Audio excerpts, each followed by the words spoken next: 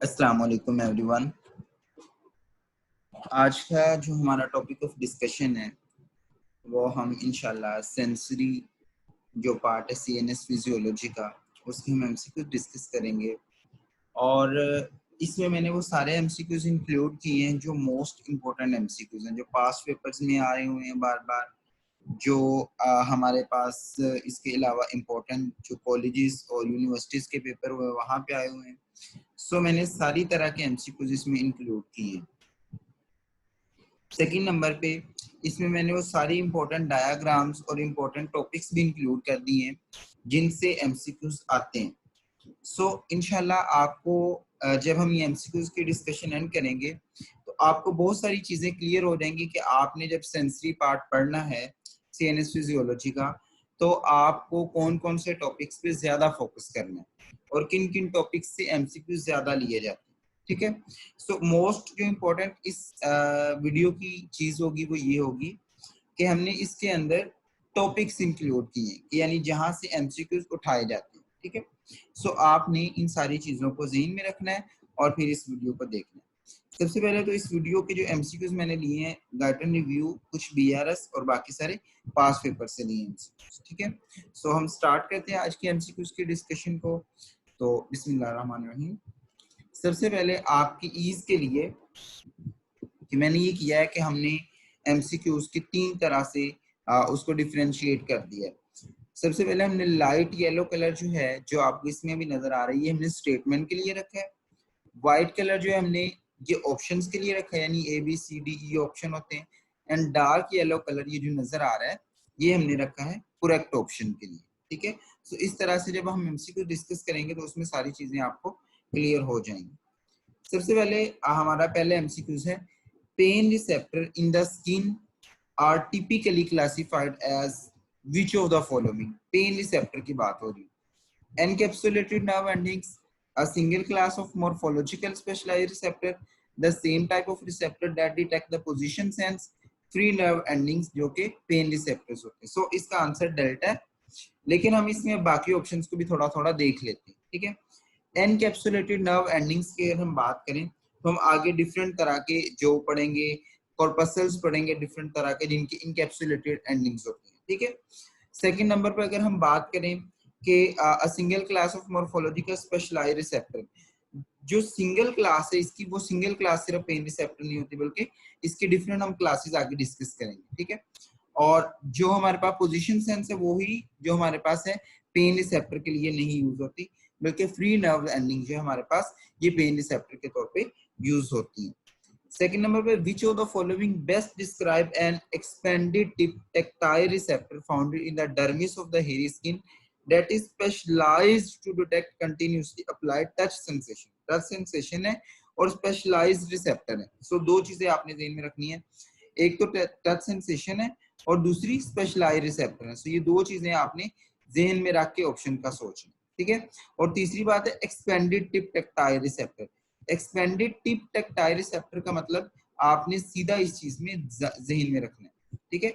सो हमें काफी सारे हिंट मिल गए कि एक्सपेंडेड टिप का मिल गया, एक डर्मिस वाला भी मिल गया, एक हमारे पास स्पेशलाइज्ड का मिल गया और एक टच का मिल गया। सो ये सारी चीजें अगर हम जेन में रखें तो हमारे पास दीज आर मर्कल्स डिस्क। ठीक है। बाकी फ्री नर्व एंडिंग्स की बात करिए, पेन रिसेप्टर होते हैं, इसमें कोई एक्सपेंडेड टिप्स नहीं होती और स्पेशलाइज्ड भी नहीं होती। मर्कल डिस्क की बात कर ली, हमारे पास ये डर्मिस और फेरी स्किन में भी होते हैं और हमारे पास टच की सेंसेशन को ये पिक करता है। फ्री नर्व एंडिंग आपको पता है कि जो हमारे पास क्या होता है, ये पेन की सेंसेशन को करते हैं।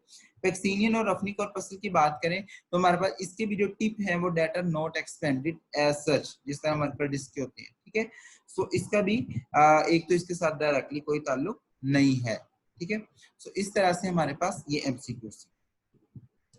नेक्स्ट अगर हम बात करें, which of the following is best described as an elongated encapsulated receptor. एक एनकैप्सुलेटेड रिसेप्टर पे आपने ध्यान में रखना है, found in the dermal pegs of the glabrous skin that is specially abundant on the lip and finger tips. अच्छा, lips and finger tips के लिए सबसे पहले तो इंपॉर्टेंट चीज, दो चीजें ये ध्यान में रखनी है और दूसरी एनकैप्सुलेटेड है।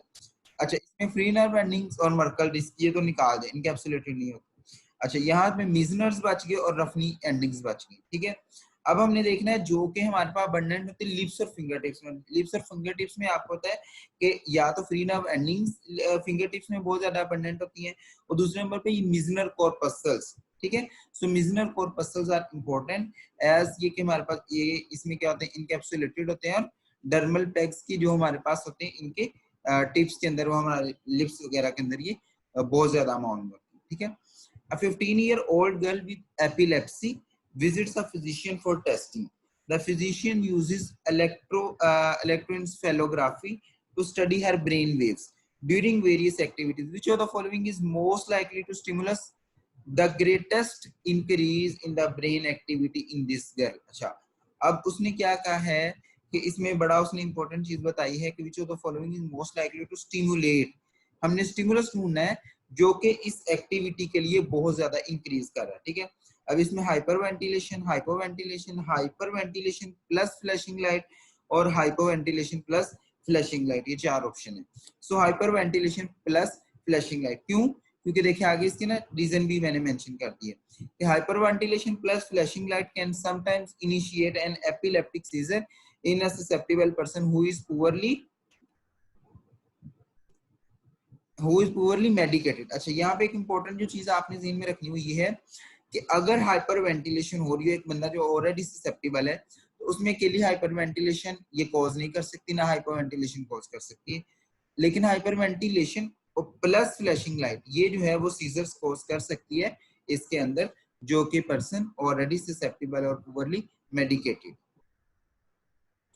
यहाँ पे मैंने एक टेबल इंक्लूड किया, ये आपकी ना सारी वो समरी होगी जो कि आप हमने एमसीक्यू डिस्कस की है उसकी भी, और इसमें आपने जहन में क्या रखना। अभी इस टेबल मैंने इसलिए इंक्लूड किया है कि आप इनका स्टिमुलस, फंक्शन, इनके अडेप्टेशन और कहाँ कहाँ प्रेजेंट होती है, सारी चीजें आप जहन में रख लें।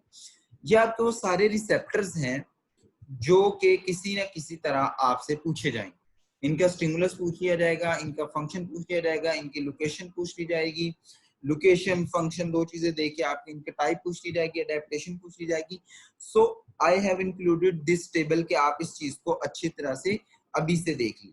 सो मिजनर कॉर्पस्कल्स जिस तरह आपको एनकैप्सुलेटेड होती है, और डायनामिक स्किन डिफॉर्मेशन इसकी मानी स्किन की डिफॉर्मेशन बेसिकली इसका स्टिमुलस है।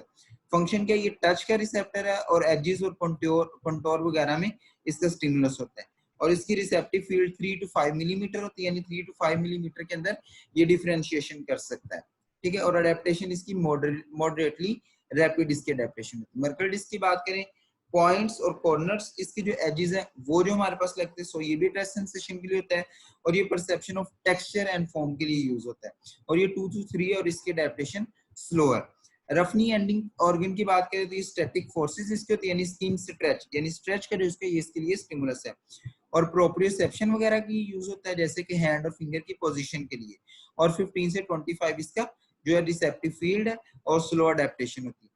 पैक्सिनियन कॉर्पस्कल की बात करें, sensitive to mechanical and vibratory stimulus, ये इसका फंक्शन है, और वाइब्रेशन भी इंपॉर्टेंट रोल प्ले करता है, और इसका एरिया बहुत लार्ज होता है, और इसकी जो अडेप्टेशन वो रैपिड होता है।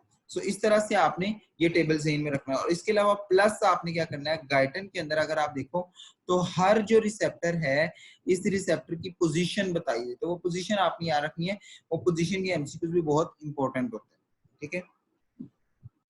आगे देखिए, which of the following best describe the concept of specificity in sensory nerve fiber that transmit only one modality of sensation। अच्छा, ये बहुत इंपॉर्टेंट चीज है कि एट अ टाइम अगर हम बात करें, एक जो ट्रैक है this will only transmit one modality of sensation, ये आपकी टच है, आपकी पेन है, सो एक ट्रैक एक टाइम पे सिर्फ एक मोडेलिटी ऑफ सेंसेशन जो है उसको ट्रांसमिट करेगा।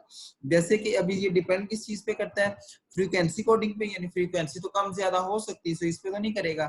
Concept of specific nerve energy, ये भी नहीं है, क्योंकि nerve energy depending upon the nerve impulse ज्यादा या कम हो सकती है। सिंगुलेटरी principal that is not concerned with the modality of sensation। last पे labor line principle that is associated with the one sensory modality with the one type of nerve fiber, यानी इस ये principal के मुताबिक क्या होता है कि एक टाइम पे जो एक नर्व फाइबर है एक टाइप ऑफ नर्व फाइबर है, वो सिर्फ एक जो हमारे पास सेंसरी इंफॉर्मेशन है, सेंसरी मोडेलिटी है, उसको कैरी करेगा. This is called as labelled line principle. So this is most important SCQ as well. So ये एससीक्यू भी बहुत दफा आया हुआ है विद एग्जांपल, और ये हमारे पास एमसीक्यूज भी आया हुआ है बहुत दफा से. Which of the following is an encapsulated receptor found deep in the skin throughout the body as well as in facial layer. ये फेशिया वो वाला है, यानी जो फेशिया होता है ये वो फेशियल लेयर, फेस वाली नहीं है. Where it detects the indentation of the skin, यानी pressure of skin दा ये उसको डिटेक्ट करता है. मूवमेंट अक्रॉस द सरफेस और वाइब्रेशन को करता है. सो इसमें आपके पास है Pacinian corpuscle, Meissner's corpuscle, free nerve ending और रफली. हम फ्री नर्व एंडिंग के बारे में बात कर चुके हैं, मिजनर कॉर्पसल के बारे में बात कर चुके हैं. पहली बात है फ्री नर्व एंडिंग तो आपके पास हमारे पास इनकैप्सुलेटेड होती नहीं है, ठीक है. और उसके बाद मिजनर कॉर्पसल होते हैं, लेकिन ये हमारे पास डर्मिस के अंदर होते हैं, हम ऑलरेडी बात कर चुके हैं. और दूसरा हमारे पास ये डिटेक्ट किस चीज को करते हैं, हमारे पास टच को हमारे पास करते हैं. पेक्सिनियन कॉर्पसल इसका आंसर है, जिसकी वजह से Pacinian corpuscle detect pressure and movement जो हमारे पास होती है अक्रॉस द स्किन सरफेस, यानी वाइब्रेशन को ये करता है. And are encapsulated found in the deep skin throughout the body. So ये बड़ी सिंपल सी बात है, आपको इसकी लोकेशन भी समझ आ गई है और इसकी फंक्शन भी समझ आ गई. तो टेबल में भी आप इसको देख सकते हैं, हमने ऑलरेडी पेक्सिनियन कॉर्पसल की बात की, वाइब्रेशन वगैरह को ये डिटेक्ट करता है.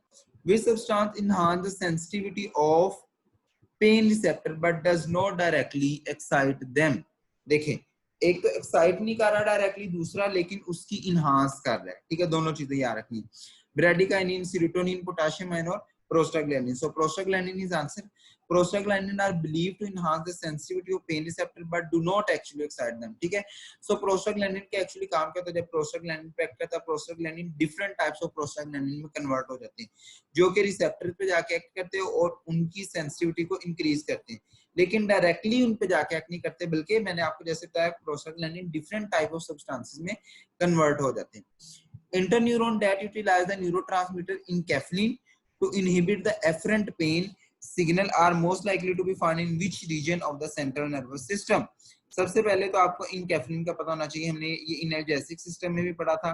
इनकेफ्लिन हमारे पास एक ऐसा न्यूरोट्रांसमीटर है जो कि पेन रिसेप्टर के लिए इनहिबिटर का काम करता है, यानी हमारे पास सिंपली जिस तरह हमने एनर्जेटिक सिस्टम पढ़ना है उसमें ये एक्ट करता है. So it is present in the dorsal horn of spinal cord. बाकी ऑप्शन आपके पास post central gyrus, pre central gyrus, उसके बाद हमारे पास टाइप ए की जो डेल्टा टाइप या गेमा टाइप हमारे पास फाइबर्स होते हैं, टाइप सी फाइबर या ventral horn of spinal cord.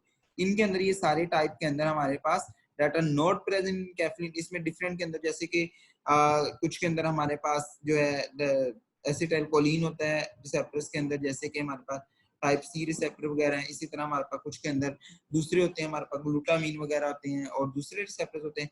But enkephalin is present specifically in dorsal root of spinal cord. ये हम पूरा एनर्जेटिक सिस्टम जब पढ़ेंगे उसके अंदर, एनर्जेटिक सिस्टम के अंदर आपने ये सारा मैकेनिज्म पढ़ना है, ठीक है. सो आपने याद रखना है it is present in the dorsal root of spinal cord. और इसकी एग्जांपल भी इसमें लिखी हुई है. Interneuron in the dorsal root dorsal horn of the spinal cord uses enkephalin as a transmitter substance that effectively inhibit the pain transmission, यानी energetic system के तौर पे एक्ट करता है. उसके बाद आ जाए pathway of which system crosses in a ventral white commissure of the spinal cord within a few segments of the entry and then goes to the thalamus central contralateral to the side of the body from which its signal originated. देखें, अब इसमें उसने पूछा क्या हुआ, उसने पूछा ये हुआ कि आपके पास एक ऐसा पाथवे सेंसरी जो कि आया है, ये स्पाइनल कॉर्ड है आपके पास अगर, ठीक है. अब वो कहता है स्पाइनल कॉर्ड में आया है, 2 से 3 सेगमेंट ऊपर गया, ऑपोजिट साइड पे चला गया, ऑपोजिट साइड पे सीधा गया और थैलेमस के अंदर चला गया, ठीक है. अभी ये उसने पूछा हुआ है. सो आपके पास दो तरह के पाथवे थे. एक तो आपके पास मीडियल लेमिनिस्कस होता है. मीडियल लेमिनिस्कस का क्या काम आया है, डायरेक्टली उसी लेवल पे ऑपोजिट साइड पे क्रॉस कर गया और ऊपर चला गया. लेकिन जो हमारे पास एंट्रोलेटरल सिस्टम होता है, इसमें क्या होता है कि फाइबर्स आते हैं 2-3 लेवल ऊपर जाते हैं अपने लेवल से, फिर ऑपोजिट साइड पे क्रॉस करते हैं, ठीक है. सो बड़ा सिंपल सा इसका पाथवे था. So fibers in the anterolateral system crosses in the anterior white commissure within a few segment, ठीक है. few segment तक क्रॉस करते हैं एंट्री पे और असेंडिंग ट्रैक है, जिसकी वजह से आगे कुछ लेवल ऊपर तक जाके ये क्रॉस करते हैं. सो ये बहुत सिंपल इसका आंसर. अब पाथवेज की बात करें, इनकी वही लोकेशन, इनका प्राइमरी, सेकेंडरी और टर्शियरी जो पाथवे होता है वो वाला बात करें। स्पाइनोथैलेमिक पाथवे है, अच्छा इसकी डीकस्टेशन क्या होती है, स्पाइनल कॉर्ड के ऊपर ही होती है, प्राइमरी डोर्सल हॉर्न में होता है। अच्छा, हर जो पाथवे उसके 3 जो हमारे पास हैं वो लेवल्स होते हैं, ठीक है। प्राइमरी